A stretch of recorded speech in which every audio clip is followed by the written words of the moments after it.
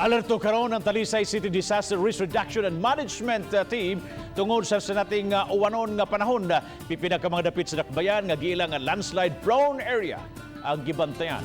Ang report ni Faye Marie Dumabok.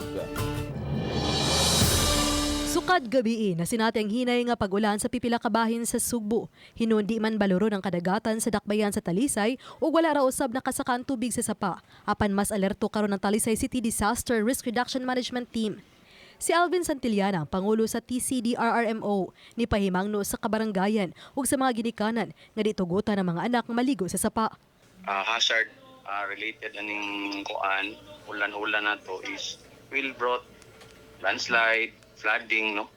And then sahay na siya lightning, mga kanaginikanan dili nila tugutan nila ang mga anak nga magligog ulan kay basinyag maigo na sila kilat.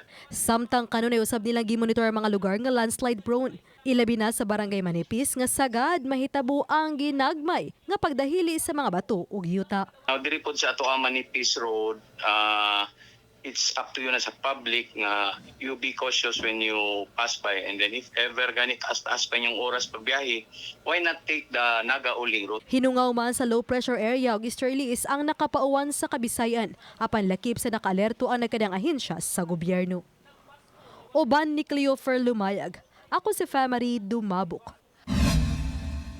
Balitang Bisdak.